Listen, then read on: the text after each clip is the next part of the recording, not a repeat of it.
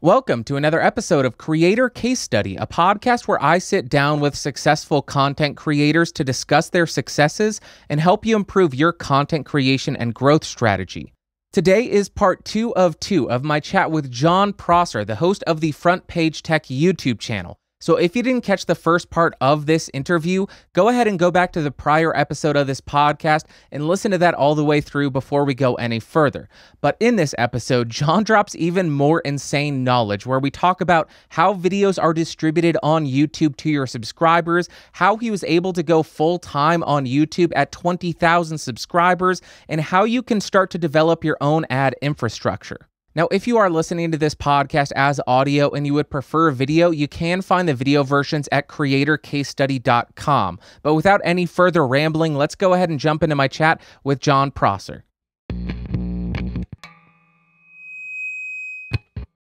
So diving a little bit more inside baseball along those lines, over the last month, you've been sharing some findings, or maybe it was last month, you shared some findings about long-form content possibly hurting your YouTube channel. Can you share what you found there? Because I think that could have been a big, not necessarily the main motivating factor, but part of it. It was.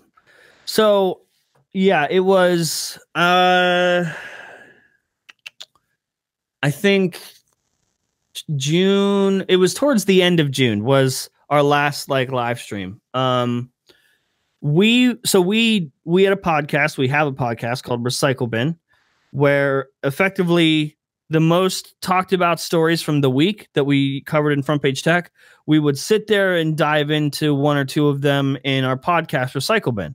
And it started out as an hour long, and we would live stream it on Saturdays. We'd live stream it, and that live stream could go 2-3 hours. We would stream it. We'd stream a pre-show. Then we would record the actual podcast and then go into a post show. And then on Sunday, we would upload that podcast in entirety. So not the pre and post show. That's for the live stream, and that doesn't get seen again. That was sort of the incentive to watch live. But the actual hour show gets uploaded on Sunday. And we always expected that to perform not the best. It's an hour long. But we kept doing it. And it was one of those situations where, number one, I don't think I recognized that it hurt us. I just think I was able to recognize that it didn't perform well, and I just accepted that. It was because we wanted to make it, and I was okay if only 5,000 people watched the podcast. Even more people listened to it. Like, I think Recycle Bin was getting, when we stopped, 55,000 downloads a month in audio. Or not a month, a week in audio. And we just did it. We introduced another show. We were caught up in trying to make a 7-day upload schedule. So news was slow on the weekends. So what we did was we used the news show from Page Tech Monday through Friday, our bread and butter. And then on Saturday, on the weekend, really, we uploaded community-based shows that were never supposed to grow us. We're never supposed to reach new people. It's what we call hub content for only our subscribers. That's the only goal, is to give them content and talk with them. So we introduced a new show. Actually, it's not even new. It's a show that we had done previously that we just brought back called Ask FPT. It's kind of what it sounds like. It's a Q&A show. I loved that. It was so casual and just sitting down and just talking with them. Like, you know, I feel like it's a one-sided conversation every day. And it is for a lot of creators, but especially if you're getting, you know, thousands and thousands of views an episode and thousands of comments, you can't talk to everybody. And that was my opportunity to pick 10 people a week, maybe, and talk to them. And I love that. I love that feeling, to be able to feel like at least once a week, you know, man, it was a conversation back and forth, and that felt good. And then Recycle Bin was obviously live interaction. That felt great. We made a lot of money from Recycle Bin every week because of super chats, because our community is insane. But when I saw a graph, that's when I first started to put the pieces together, and my stomach kind of sank. We always knew that the growth was slower on the weekends. I think what hit us hard is that we knew on Monday and Tuesday, we started to expect that we had to fight harder those days. Okay. And we were like, why though? Why do we have to struggle on Monday and Tuesdays? What is it about Monday and Tuesday? And so I looked, we like seeing a physical, like a visual representation in a graph is what hurt my head. Like we saw momentum building at the end of the week. So from Monday through Friday, the graph was going up, up, up, up, up, up, up. Saturday was still going up. And then for some reason, right after the live stream, crashed, just totally tanked. And that whole tanking aspect of it carried over until about late Tuesday, early Wednesday. And we're like, I sat there and I'm like, okay, so we are obviously building momentum and it's crashing during the weekend during these live streams. And it's not because they just perform poorly. You know, the graph was, there was also a graph in subscribers. And so I started developing this theory that YouTube gives you an allowance. This is not confirmed. In fact, a lot of the YouTube gurus don't believe me, but a lot of the YouTube gurus said I was wrong about live streaming, and now they're on my side and they're confirming it on their end.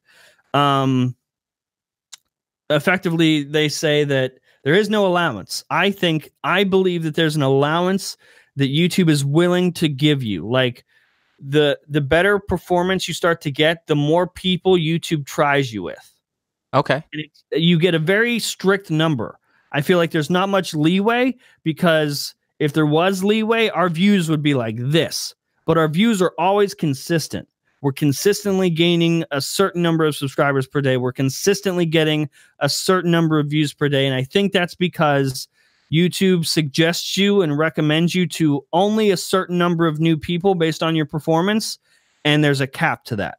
Like YouTube's not willing to go further than that until the performance goes up.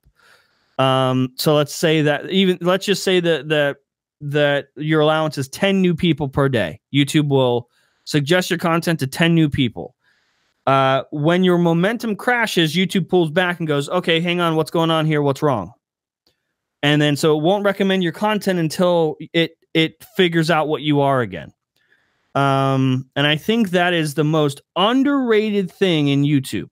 Screw the search results, dude. Like you have no idea the exponential crazy growth you will get if you teach YouTube what you are. And that takes a long time. That takes years potentially of just making content and serving content out there. But it also requires data from user behavior. The algorithm learns everything from user behavior. That's what the algorithm does. And part of this was respecting the viewer. I know as a viewer, like creators, we complain about the algorithm all the time. But as a viewer, the algorithm's amazing. Like it's always recommending stuff that I want to watch. I always get sucked down a rabbit hole. And I think part of that was realizing on the front end, the algorithm for me as a viewer is really, really great. So how do I respect that and do my part, carry my own weight? Because YouTube does not want you to fail. Like a lot of small creators are like, YouTube's against us. Nah, because the small creators are going to be the big guys, and it's going to make YouTube money. YouTube wants to just serve content that's going to make them money. That's the point. It doesn't matter if you're big or small. And so I was like, okay, so we're only getting a certain number of people. We're getting like an allotted allowance. And when we crashed the momentum on Monday and Tuesday, we weren't being shown to as many people, and we had to build that momentum again. And I'm like, okay, so there's something about this, because I know live streams are not treated the same way in the algorithm as published videos. Like I know a lot of creators who do live streams that are only 5 or 10 minutes like as a replacement for their published videos. And the algorithm does not treat it the same as a published video. That's number one. But I think my theory for live streams can just be boiled down to respecting the viewer. And it's kind of a hard realization for a lot of creators, because a lot of people argued with me. They're like, man, you're so messed up. Like you're being a slave to the algorithm, when like I really love live streaming because I get to interact with my audience, and it's this very important thing for me and my community and, you know, the 10 or 20 people that watch. That's beautiful. But you know what you could do? You could just go do a Skype call with 10 or 20 people. That's what I would recommend. If your goal is to grow and that's what you want, you got to respect the viewer. And I think the biggest and the hardest realization is just accepting the data and understanding that it's not the YouTube algorithm, it's the viewer. The fact that during our live stream, maybe 400 people would watch live. That's a fraction of our audience. That's a fraction of the views that we get. And those 400 people that watch live, they weren't watching for 3 hours straight. Some of them might have been. But for most creators, you know, your long form content, these people on average are staying 10% of the time.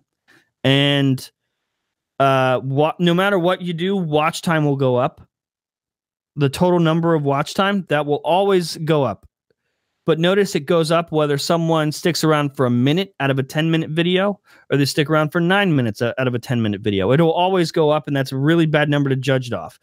What if every view had its own value? What if every view was counted as and you accepted this as a watch session, not watch time, individual watch sessions? I believe that if somebody watches 10% of the video, that view is not nearly as valuable. The number still shows up, but the view is not as valuable as someone that stuck around longer. And so I'm not saying that long form content, I don't say that doesn't work. I think it doesn't work if you built your channel off of the opposite. A lot of podcast channels like the H3H3 podcast, they stream their podcast live and those shows get millions of views. Joe Rogan does it, but those viewers are conditioned to long form content. Those are long form content viewers. The mistake we make as content creators here on YouTube, a lot of us, is we make 5-minute videos, 10-minute videos, and then we throw in an hour-long live stream and expect that to work. And we have to respect the viewer. And we have to understand that we've conditioned them to only want 5 or 10-minute videos.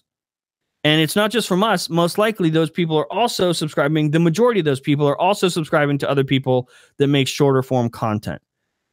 And if you recognize that you're making a show that only 10% of the people, or actually not even 10% of your audience watches, and then even the people that watch only watch 10% of the entire thing you made, that's disheartening as a creator. But it's also very telling. Like, stop resisting and just respect the viewer. We are going to go back to making live streams, and we're going to go back to making long form content, but we're going to have a different strategy. And I think it's okay. I think it's okay to make those long form content, the long form content, and accept that hurt. Like, we are okay with going back to killing momentum during the weekends. I just wanted to prove that if I took that away, if I stopped killing momentum on the weekends, I just wanted to prove that the momentum would continue throughout the month. That's all I wanted to prove. I'm okay with going back to long form content and hurting myself again. But as content creators, we have to understand that there's a difference between creating the content you want to make and growing okay, or not resisting, playing the game, and growing exponentially. And I think some people would be perfectly okay with the growth that we were getting, at that time. But I have a selfish need for things to happen quickly and to prove a point. And so that's what we did. We stopped producing the shows that weren't performing well so that we wouldn't kill our momentum. And we just respected the viewer. People subscribe for Front Page Tech. They want that 10-minute daily show. That's our bread and butter, and that's what sets us apart from everyone else. So we're going to make that, and that's all we're going to make, and we're just going to see what happens. And my God, it worked. It turned into an insane month. Yeah. So it seems like it comes down to not necessarily it's a little bit of both, audience expectation and creator expectation. So if the audience is expecting 5-minute, 10-minute videos, and then you drop an hour-long video, probably not going to appeal to them. But if you're okay with hurting your own reach or potential growth or distribution as a creator, do whatever you want. It goes back to what you were mentioning earlier. Yeah. And that's what I think. I think you're totally right. Like I don't want to tell people it's not okay. Like a lot of people assume that I'm flat out telling them do not live stream. Listen, man, I don't care what you do. Your growth doesn't affect my life in any way. I'm just giving you the data. Like, at least be grateful that we took the risk, that we could afford taking a risk like this, and we're giving you the data. Most creators will not turn over data like this. They won't show you their numbers. They won't show you analytics. They won't show you what works because they don't care if you make it or not. I want you to succeed. If you listen to my advice or not, I don't care at the end of the day.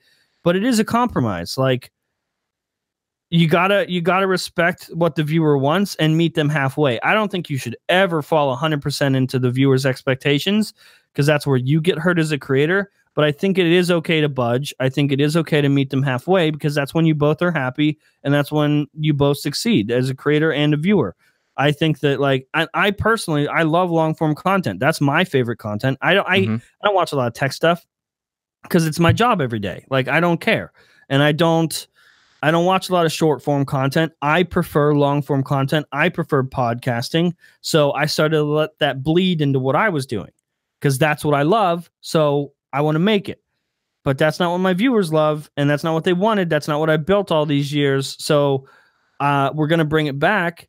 We're just going to compromise. We're going to put it in a place where people that want it can get it, and where people that never want to see it, they don't have to see it. That's like, we want to make it accessible. We want to produce the content we want to make, and we just got to get creative about it. You got to play the game. Like, I'm not saying never live stream again. I'm saying get creative, move it to Twitch, make a second channel, do what you got to do.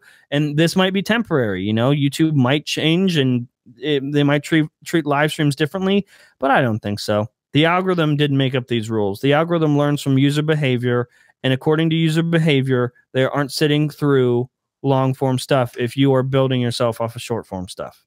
So, on the note of respecting your audience, which it sounds like was a portion of the motivating factor for this, do you think that you respecting your audience, this is going to seem like it comes out of left field, but I assure you it's not. Do you think that respect that you've developed with your audience has allowed you to transfer that to really high conversion rates? And what I mean by that is, you mentioned you were getting about 55,000 downloads a week for your podcast, which is an insanely high download for a podcast.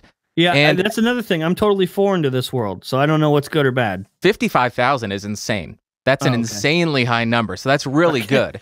So the fact that you were coming from a YouTube channel that at the time maybe had 75,000 subscribers, that's a hugely successful conversion rate. Do you think that your ability to actually convert YouTube viewers to podcast listeners is because you've shown that you respect your audience, or is there another aspect of your personality? We're really good at launching podcasts. That's it. Like, we can hit new and noteworthy like it's our job. So the 55, I mean, I don't have the analytics, but I highly doubt that 55,000 listeners are directly from people that know us on YouTube. I think we hit new and noteworthy. We hit new and noteworthy in two categories. We hit it in technology and tech news. We were above CNET, all that stuff. Like, we crushed them. And I think that a bunch of new people stumbled upon us, and now they're like, what the hell happened? Like, they don't know where the show is. But that's just a side effect of, multiple platforms. But part of my respecting the viewer is knowing that, this is what this platform is for. Podcasting works, and I still want to do it.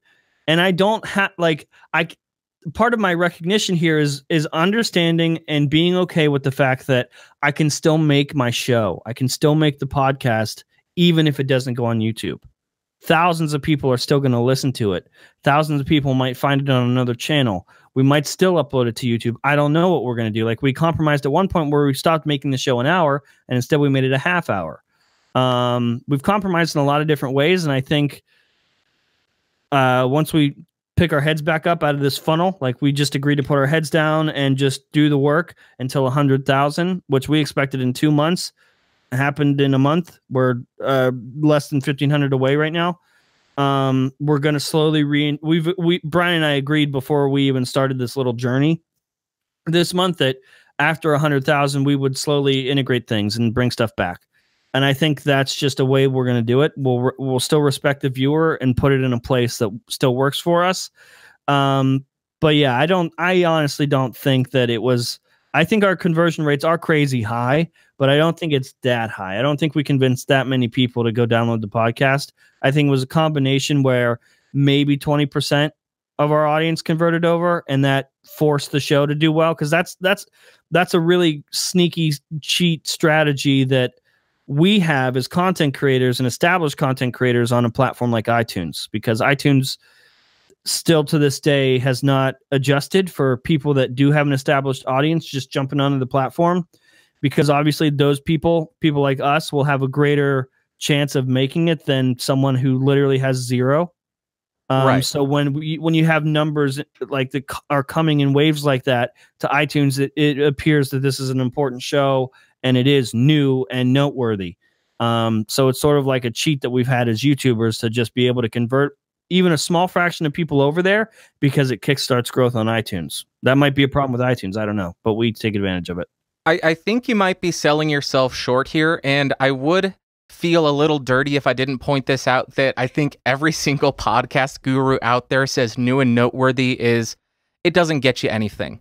So I think that you may be selling yourself short in terms of your conversion rate or how much your audience wants to hear from you and respects you. So I don't want you to sell yourself short there, because even if you do hit new and noteworthy, there are podcasts there that get 200 downloads.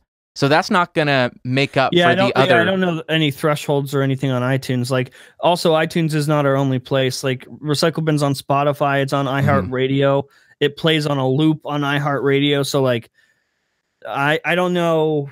I don't know where, like, the majority of the growth comes from. Like, I know if you listen to a station on iHeartRadio, it's there. But we're everywhere, so I don't know exactly where the growth comes from. But you know, I'm grateful for it's most podcasters wouldn't, you know, put a show on a hiatus. It's getting 55,000 downloads a week. But, no. Yeah, again, it was like we were getting super chats during live streams. We were making money from Recycle Bin. It was sponsored mostly every week, and we walked away from it to just prove a point. And that's what's messed up, dude. That's what's messed up about me, is I get so obsessed with the data that I'm willing to lose money just to prove a point. But I think the data helps a lot of creators now. A lot of creators have adjusted their content strategy and have no idea I came up with it. They have no idea I mentioned the live stream thing. It is just like, it's gone further than I could have made it go, just from word of mouth and content creators talking, which, if it helps, cool. I just don't want anyone to feel like John Prosser said this and I got to do this. Like, I don't want people to stop live streaming if you really, really love it. I just didn't love it enough to where I needed to do it every week. I could sacrifice it to see what happens. Well, I can personally tell you that seeing you post your data, the information in your theories, it altered my approach to uploading, because I was running an experiment for about a month and a half where I was uploading a 45-minute or hour-long podcast to my main channel. And not only was I giving my audience content that was a lot longer than they were expecting, but almost a complete 180. Still in a somewhat similar realm, but they come for audio gear, and now I'm sharing my ideas about Alex Jones being banned from YouTube. Why would they care what I think? I care, though. I think that's a really important thing that okay, you said that, you know, we're selling ourselves short. I think that's where a lot of creators sell themselves short. Like, I have a really, really personal need to get people invested in me. I think that's what a lot of creators miss out on. They get too wrapped up in the content. Like, oh, I need tech creators in general. They need the new smartphone so they can do a review, or they need the content. That's what they need, the content so they can make a video. And where I'm the opposite, I use the content to get you invested in me. I want you to be there for me. So when the news is slow, you still come back, you still watch the show every day. And we have an effed up conversion rate. Like, we have over 50% view to subscriber ratio. That's nuts. And That that's is every day. insane. So like, yeah, according to our Morning Fame numbers, there's about 25,000 to 30,000 estimated that do not miss a single episode. That's not I'm one of okay. them. Yeah, that's nuts though, dude. That's to think that these people are like in my life and they see me every day is the most humbling, most amazing thing ever. And of course, we get more views than that per episode, but that's just extra. That's like either, according to Morning Fame, like a lot of people watch every other episode. Some people binge watch at the end of the week, which I think is okay too. But to have a very stable base coming back every day is something that like I worked really hard to do. I worked really hard to get you invested in me, to feel like you needed me at the end of the day. You needed, like, I made you laugh. I made you feel a certain way. That's why I do the things that I do. And that allows me to get creative later on, because if you're invested in me, I can do something different and you'll still watch because you weren't invested in the content. You're invested in me and you can listen to me talk about anything. Yeah. So I'm going to share something that you might find interesting.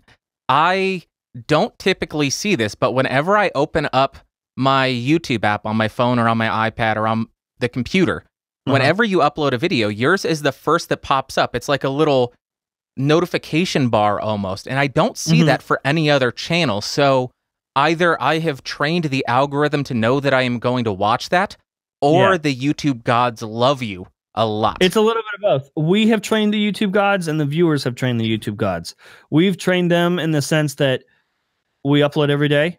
We keep people coming back. We are the masters of creating watch sessions. We are the masters of that, because I'll talk to you off air about, because I had like a secret, like some crazy YouTube dude from the search and discovery team. I just threw paper on myself.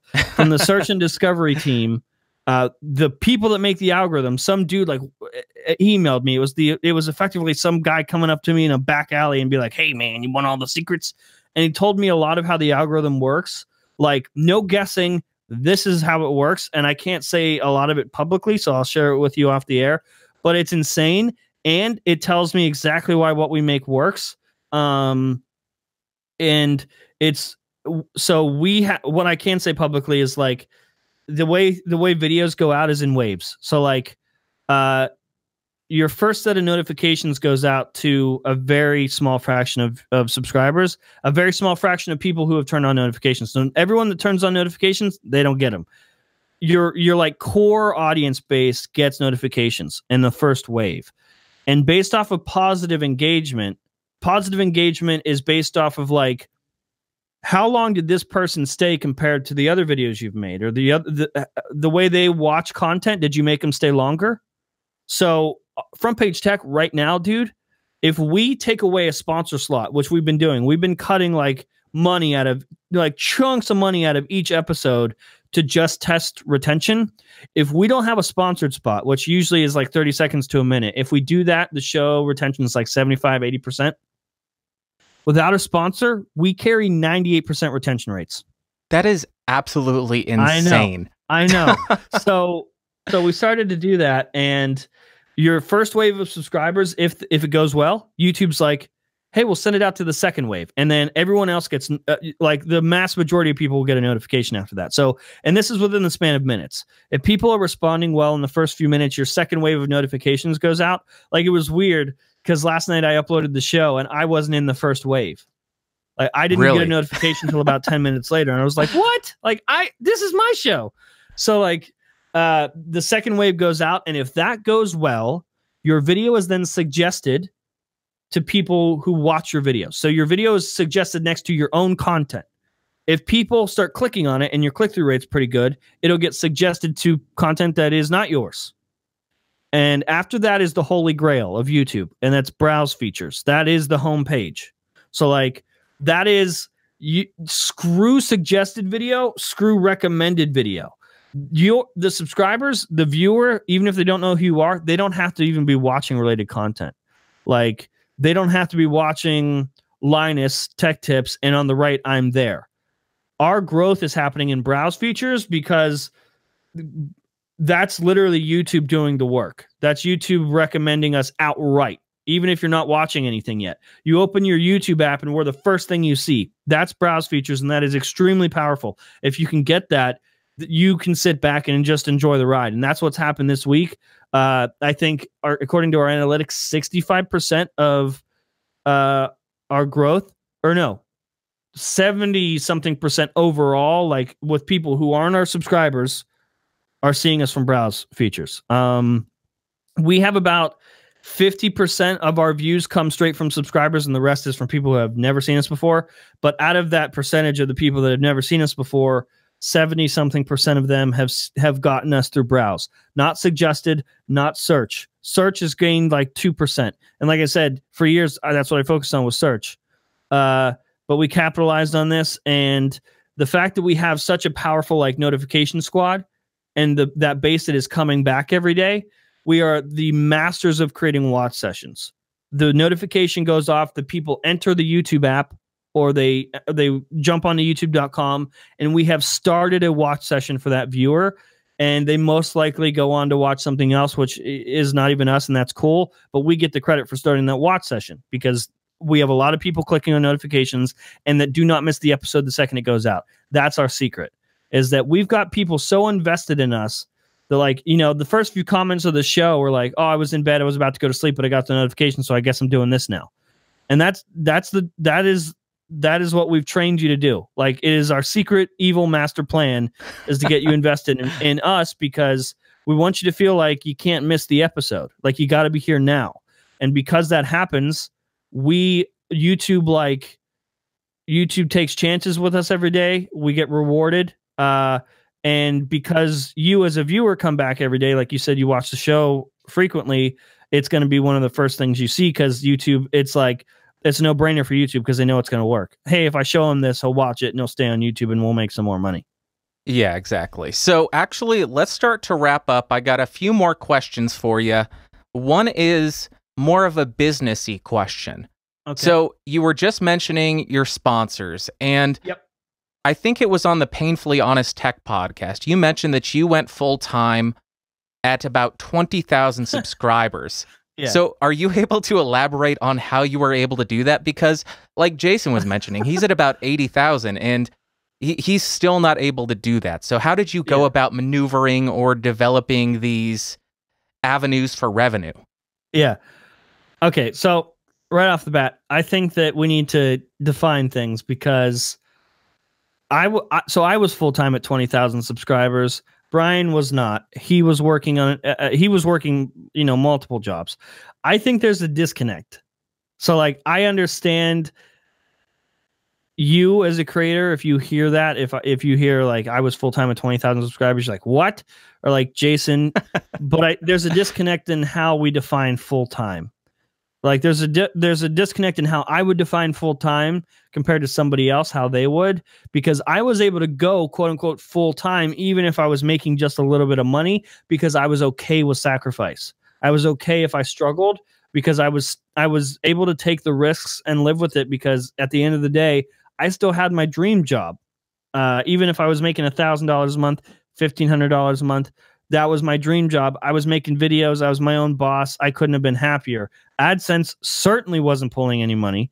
So I got really good at brand deals, like really good at talking to brands.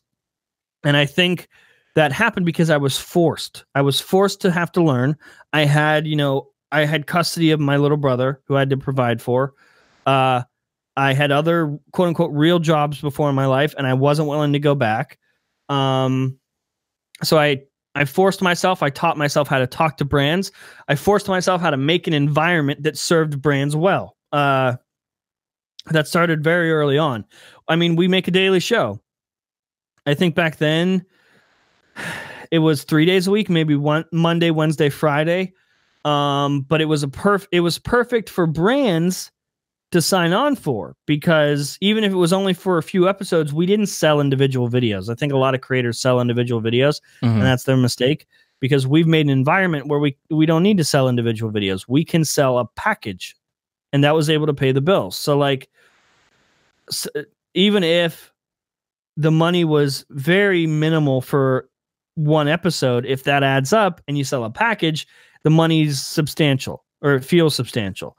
And since I was really good at making money appear when we had no traction, you can imagine what it's like now that we do have traction, and we do have the eyes and the reach that we needed to talk to the bigger brands, or you know, all that stuff. But like, it was honestly, we have the ability, and we've always had the ability to create a show that worked well for brands. And I think that's really important for creators to know. Like, I see a lot of creators falling, not victim, that's not the right word, but like they get held hostage to the paychecks, like from a brand, because a brand tells you they'll pay $100 if you make this video. We absolutely refuse to make a video that goes outside of our content strategy just because we got paid. And I think that's what sets us apart from a lot of other creators. We only put brands in content that we would have made if it wasn't sponsored. So like, I never make an extra video for a brand. I never make an extra video for them because they paid me. I will never do that, because that hurts me, that hurts the viewer, and it's not a good reward for the brand either. Like, I want the brand to come back, so I need good results. And what better way to get results than to put them in a show that I can guarantee people are watching every day? There's no guessing. If I put out an episode of Front Page Tech, or if I put out a random video just about a brand, the only people that are going to see it are the people that are either looking for that brand, or like a fraction of my audience, because it's not Front Page Tech. So why would you watch it? Again, it's respecting the viewer. Why the hell would you watch it? I'm not going to watch it because you got paid. I'm going to watch it if I'm interested in it. So we convinced brands to believe that they had a better chance, because most brands want dedicated videos, and I refuse it, because you have a better chance if I put you in a show that, you know, tens of thousands of people are watching every day. I can get you in front of people who don't know who you are, and that's the value. So like, it was just a perfect environment for brands. And again, when I say full time, we're talking like, I think I've been full time since I was 19 or 20. No, probably 20. But like, we're talking like $1,500 a month. Okay. Like I remember one time there was a point where I for a full week, I ate out of a jar of peanut butter because that's all I had to eat. I like got my brother food, and that's all I had to eat. But that's like, that's the kind of person I am. I'm okay with the sacrifice and the risk, and all of the struggling was worth it. You know, I've had my electricity shut off.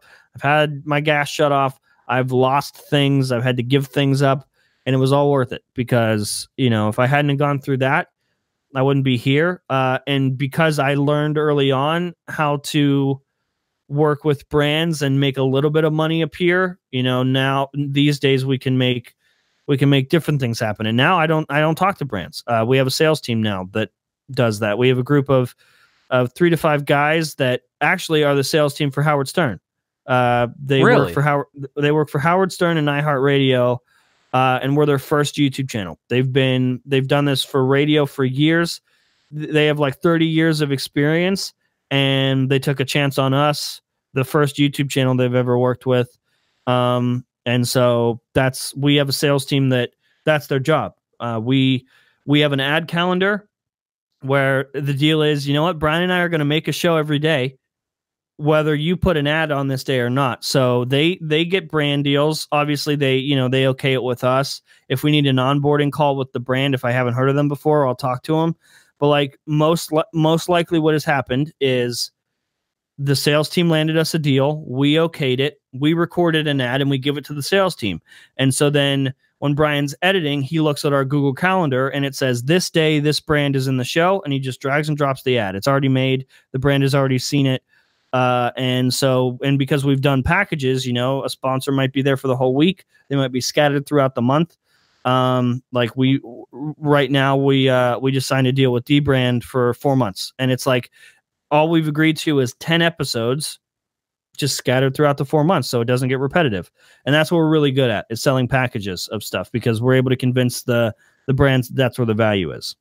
So if there was a smaller creator who did want to start to develop that infrastructure for themselves, how would you recommend doing that? Do you actively go seek that out, I'm assuming, and you don't just sit there and think, oh, I deserve ads, I'm going to wait for them to contact me? They'll come. Yeah, that happens, honestly. Most likely by not the greatest brands, low-hanging fruit. And there's no shame in that. Like, depending if the brand makes good stuff, cool. Like the small brands that make good stuff are the people that need you. Yeah. Are the people that need, and I mean, not even you. I'm talking like small creators with just a couple thousand subscribers. Brands would rather pay you than pay more to be an ad on a website somewhere or something like that. But like, there's value in that, and I think that's important for creators. I think it's important to know that there's value in what you make and your reach, even if it is small, because it's cool to work on your level. Like, I think a lot of creators, they want to talk to the big brands, and they expect that. Like, a lot of people have expectations of, like, a lot of people either underestimate their own value or totally overestimate it. Like, they think, I got a couple thousand subscribers on YouTube,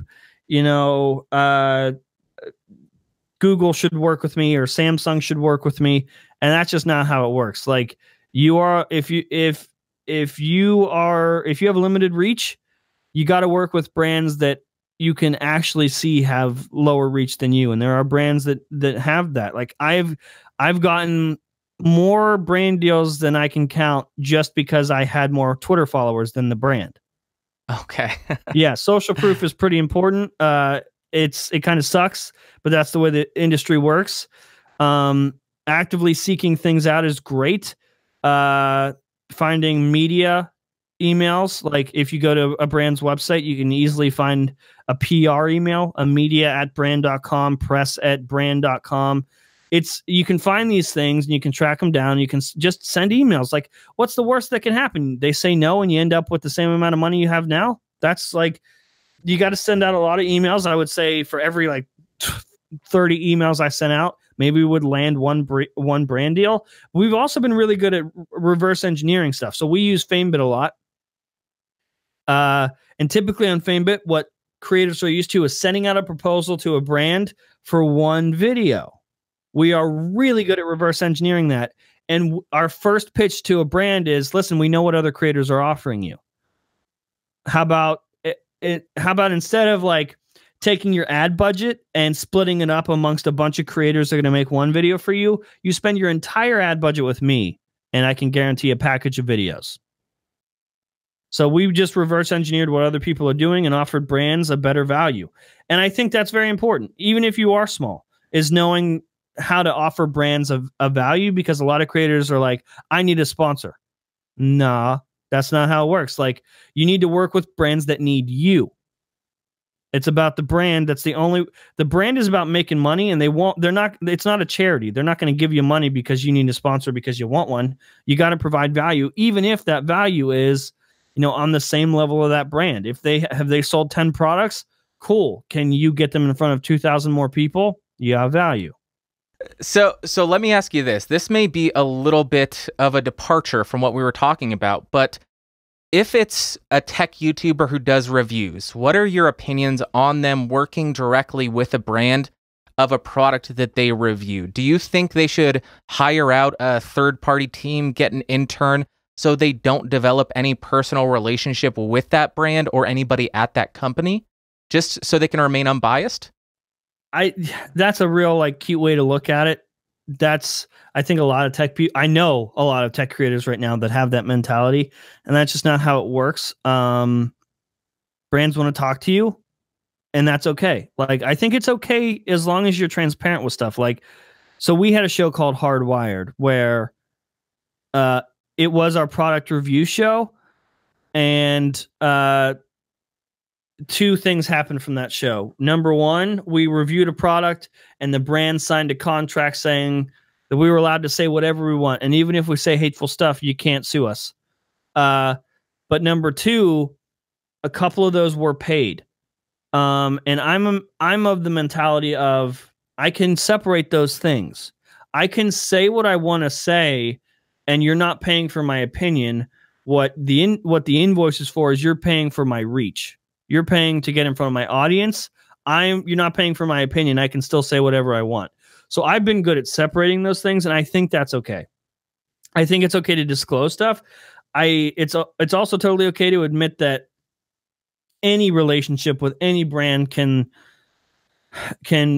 force a bias on you, whether you want it or not. Just because you've made it, you know somebody personally at that brand, that happens, and that's okay. I think part of it is admitting that and not trying to fight some righteous fight and be like, oh, I'll totally remain unbiased and I'll let my little sister talk to them, so I never hear from them.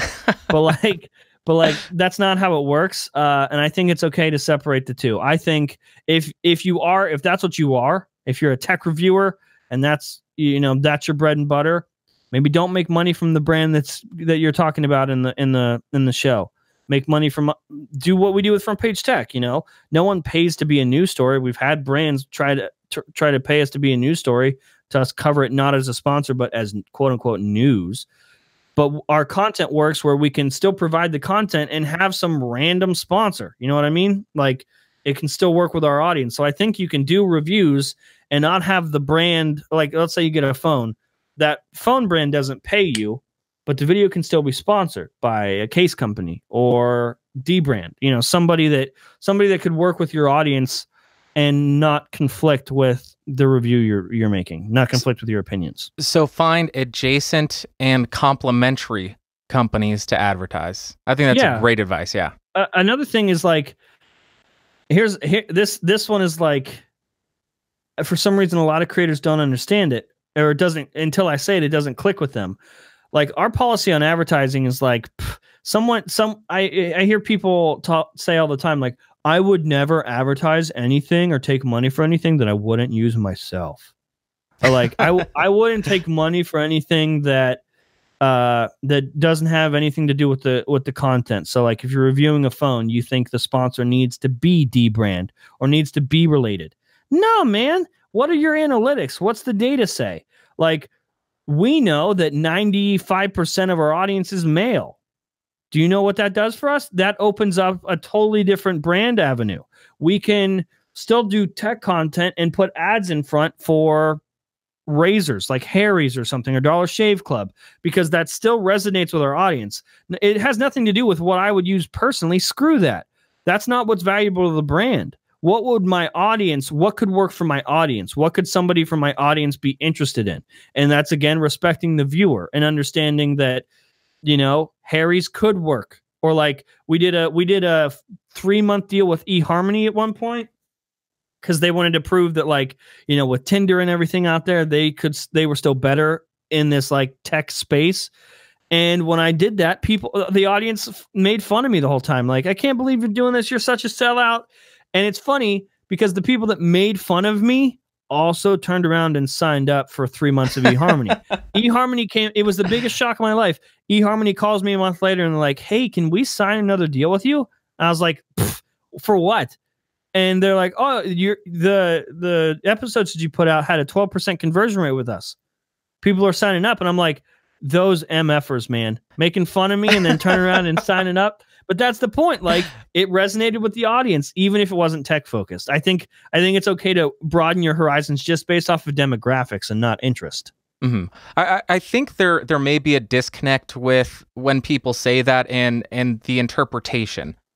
The way I interpret that when somebody says it is, if they when somebody says what? That they won't advertise something that they wouldn't personally use. Oh, okay. I think, at least when I have said something like that, I mean, if I test a microphone out and it's a piece of garbage, and they offer me an ad deal, I'm not going to do that, because I don't want you to. Yeah, specifically doesn't work for people like you. Yeah, because you are in the business of recommending things, and like, accepting priority of recommendations based off of money is a very touchy thing. Yeah. So let's wrap up with, if you had a brand new YouTuber or somebody you wanted to get into content creation, what piece of advice would you give them? Create the content that you would want to see and understand and accept that it's going to be hard. If I got to go back to myself years ago, I would have said, the John that makes it out of the struggling and the hard times is the John that, like, is going to give you the life you always wanted. So that's what I would suggest is like get through the hard times and know that there's always like 100% of the time, if you don't give up, you make it out of the dip and you will succeed. Like 100% of the time. Even if that dip, like even if the struggling happens for 5 years, 10 years, like Gary Vee has a saying where he says, close your eyes until you're 30. Because like people have this expectation of really quick overnight success, and even the quote unquote overnight successes that happened after 10 years of stuff that you never saw. So like you got to accept that it's going to be hard. So make the content that you would be okay making even if nobody watched, and don't resist. Like take advice from people who have made it, or at least listen.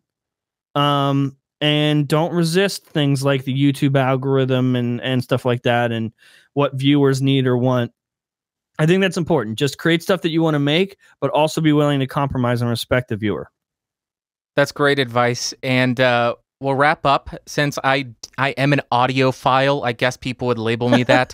I got to ask, could you give us a quick audio rig rundown from microphone, preamp, interface, DAW, everything? So, right now I'm on a Scarlett 2. Dude, I'm the worst for this because literally everything we have was sent to us. So like for a while I was working with Rode, and I love Rode stuff, especially the NTG microphones. Whew. We use a shotgun mic on the show. It's funny. The shotgun mic that we use is right here. It's just edited out since I'm on a green screen. It's right at my mouth. You just can't see it. And because like I'm obsessed. Like I will get the microphone as close as I have to, even if Brian has to painstakingly crop it out in editing. Yeah. But like I was obsessed with Rode for a while. They were sending us stuff, and I reached out to Rode because I love their stuff. I think I got the Go mic, or no, what is it? Something. Yeah, the Samson video mic something. Yeah, that's where it started. And then I saw, when I was like researching that stuff, I found the Rode video mic. And so I got that and I loved it. And so I reached out to Rode and we started working together. And recently I started working with a company called Sonal. Okay.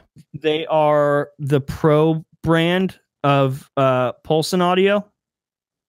So like they are like the TV brand, like TV movies. That's what their stuff is, and that's where this mic is from.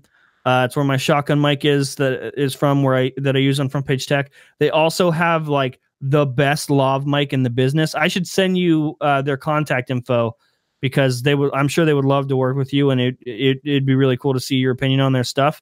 Yeah, because like most people don't know about them because they are for the pro market. At least that's where they sit. They don't advertise for like prosumers or like regular YouTubers, but I love their stuff and they've been so great to me. But like I'm obsessed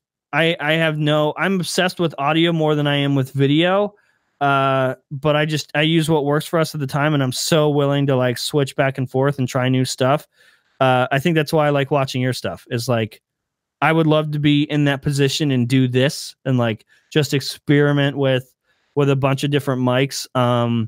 But yeah, I'm the kind of guy that just like, if it works, it works. And it was really hard for me to, I never, like, we don't promote Sonal usually. Like they have never paid us. They just send us audio gear.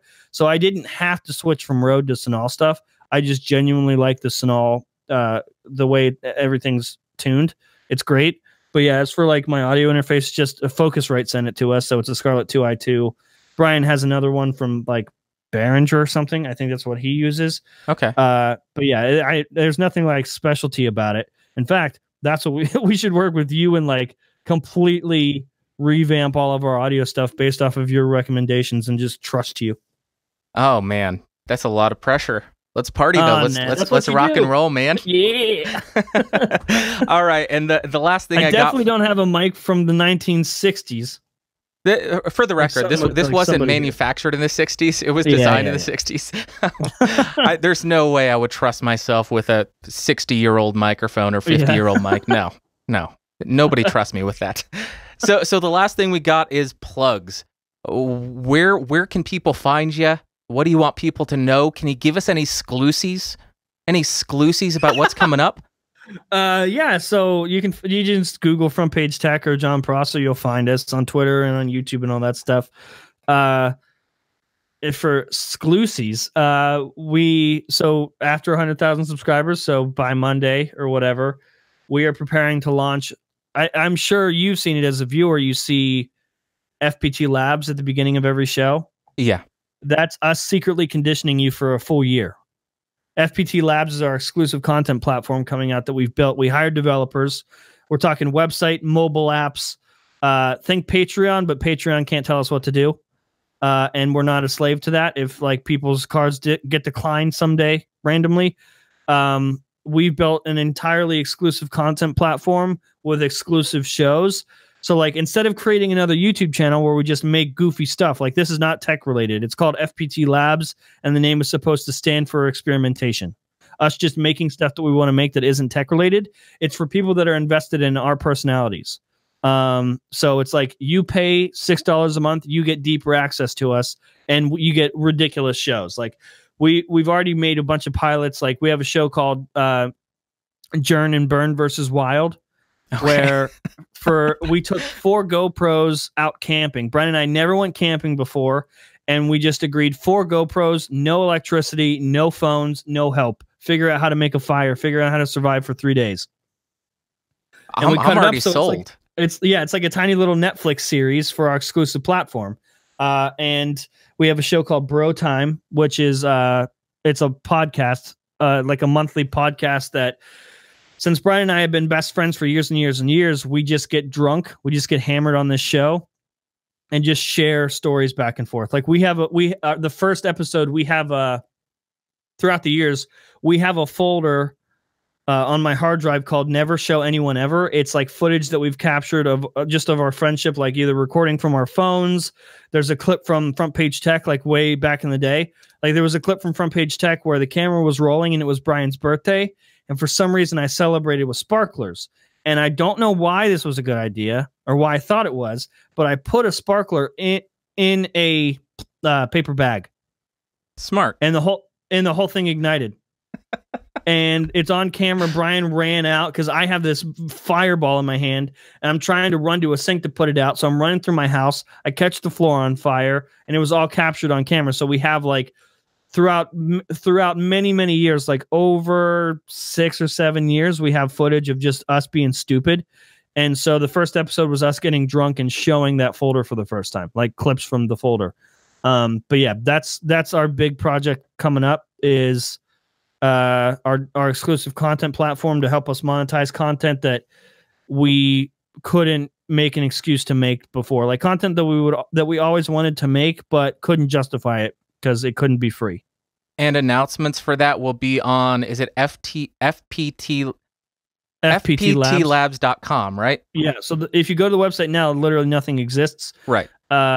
So we've been conditioning. So FPT Labs is now our media company, and Front Page Tech is like under that. So we make everything we make is kind of umbrellaed under FPT Labs, but FPTlabs.com is going to be the exclusive content platform that we haven't announced yet. Awesome. That's a great exclusive, man. So that's going to take us to the end of this interview. John, thank you for being on here. That was a very fun and very informative conversation, and everybody listening to this better take some of that advice to heart. I mean, thanks for having me, man. Like if you told me a year ago I'd be on, a show with you, I'd be like, how? What happened between now and then? Because again, I watched you, so it was really cool to be on here and talk with you, because I don't think we've actually been able to have a conversation before. No, this is the first time, so it was a pleasure meeting you. Oh, for sure. Let's be friends now. Yeah, please. I need some friends. I'm a lonely guy over here. Me too, man. Me too. All righty, guys. So that's going to wrap it up today. Again, John, thank you. Go ahead and check out his FPTlabs.com, Front Page Tech on YouTube, Twitter, John_Prosser, Front Page Tech, everywhere. Nailed it. Check it all out, man. I should be a social media marketer. We'll see you guys next time. Thanks for watching. Later. And there it is. My God, John Prosser coming through with some even more insane information and really useful advice. But when it comes to the lessons from this second part of the chat, what I pulled out of it is first and foremost, respect your audience and their expectations. But on that note, the second piece of advice or the second lesson would be don't fall 100% into your audience's expectations.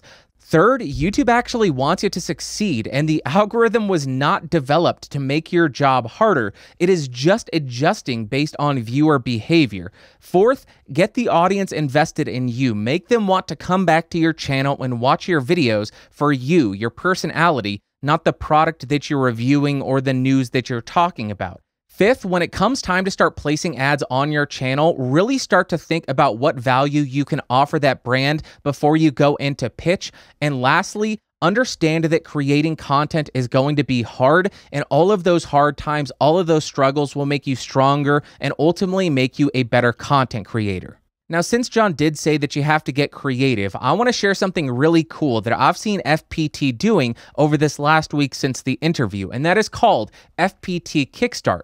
And what it is a very short live stream that they're doing right before they release a brand new video. Now, what that's accomplishing is it's getting a large number of viewers on their channel. Then once they release their video, they go ahead and push that entire live stream audience to watch the video. So the very first few minutes are doing really well, and YouTube's thinking, oh my God, this video is very popular and their audience is really responding to it. So YouTube's algorithm will push that to more people. And I just thought that was a really creative way to get more people watching in the first few minutes. And I just wanted to share that with you guys. But that's actually going to take us to the end of the show. So if you got anything out of this podcast and maybe you want to hear more interviews in the future, I would really appreciate if you could subscribe to the podcast on YouTube or your favorite podcatcher. And if you have any friends who are looking to get into content creation, go ahead and send this their way. I think there's some really valuable advice and information in this show from my guests that they could really learn a lot from. Now, if you do want to send some feedback,